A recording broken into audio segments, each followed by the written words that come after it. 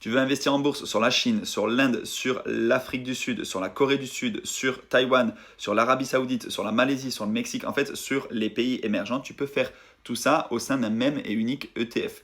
Donc un ETF, c'est un panier d'actions. Et avec ça, ça va te permettre en fait de t'exposer à des entreprises comme TSMC, donc Taiwan Semiconductor, ça va te permettre d'avoir des entreprises comme Xiaomi, comme Tencent, comme Alibaba.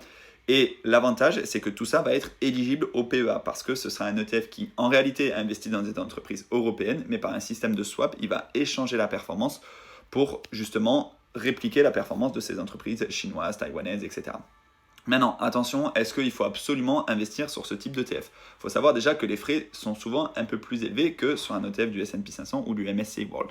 Et autre chose, en fait, tout dépend de tes convictions. Est-ce que tu penses que dans les 5, 10, 15, 20 prochaines années, les marchés émergents vont surperformer les marchés américains? Si oui, alors va sur ce type d'ETF. Si tu penses que ce sont toujours les entreprises comme Apple, Nvidia, Microsoft, etc. qui vont continuer de surperformer, alors va sur un ETF du S&P 500. C'est pas binaire, tu peux faire un peu les deux, tu peux répartir en fonction de tes convictions, mais sache que tout ça c'est éligible au PEA. Donc je te mets, comme je t'ai mis l'image au début, tu as le code de l'ETF et surtout, si tu veux ouvrir un PEA, il faut le faire le plus tôt possible parce que je vous parle du PEA parce que c'est plus intéressant fiscalement que le compte titre. Donc je vous mets un code pour Boursorama si jamais vous voulez profiter des 150 € de prime à l'ouverture et ensuite ouvrir votre PEA dans cette banque en ligne. Après vous pouvez l'ouvrir évidemment dans les autres banques en ligne du marché.